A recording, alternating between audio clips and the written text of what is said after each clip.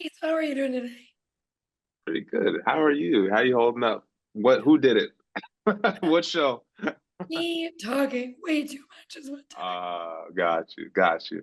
To start, Well, I want to talk about the lighting in this movie. yeah, sure. You think the first sequence, the lighting is so powerful right out the gate. For you as a director, how important was it for you to make those scenes so visually striking with the lighting and telling a story through it? The lighting was super important.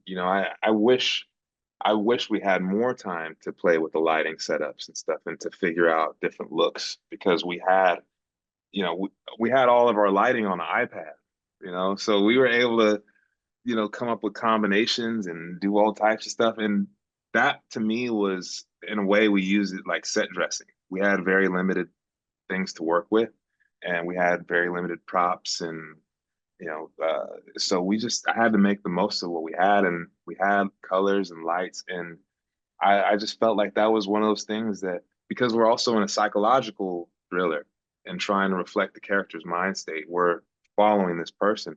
It's an opportunity for us to play with that perception. Ask composers this question.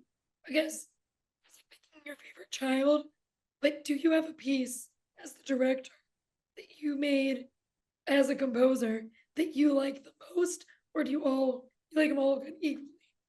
Oh, it's not all equal. There's moments where I'm just like, yeah.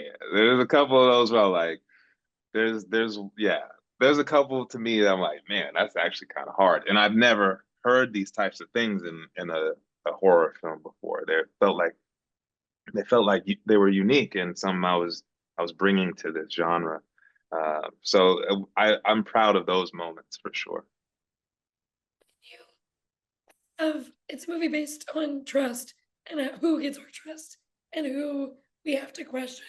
When you're Mm. working with Aaron and Liza on it, what for you was the biggest challenge of making sure it kept feeling like we also didn't know who we could trust in that Yeah.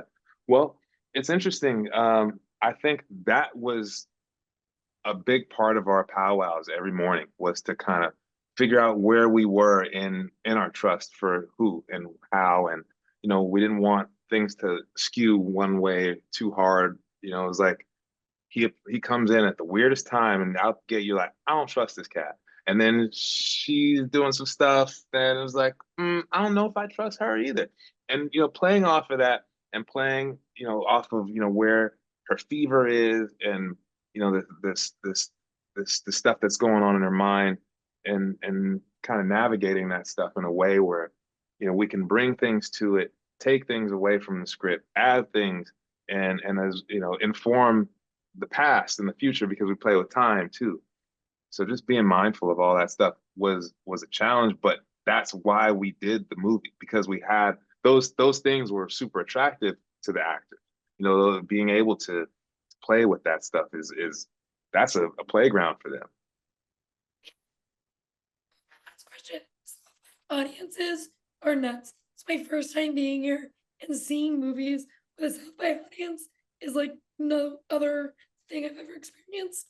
For Cool. you, is your most like what are you most excited about getting to show Ash to an audience at South by? I mean, that alone is huge. The movie's been done for a year. I've been sitting on the movie for a year. So I'm ready.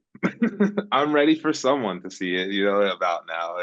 It's about time. So I think just it existing in this public sphere, is just like kind of, that's as much as I could ask for, honestly. I hope anyone likes it. I'm really excited about it. Everyone worked really hard on this thing, and it's about time. Yeah. So that's all. I can't wait for everyone to get to see it. And thank you so Yeah. much for talking with me today. Thank you so much. Thank you, everyone. Yeah, you too. Take care.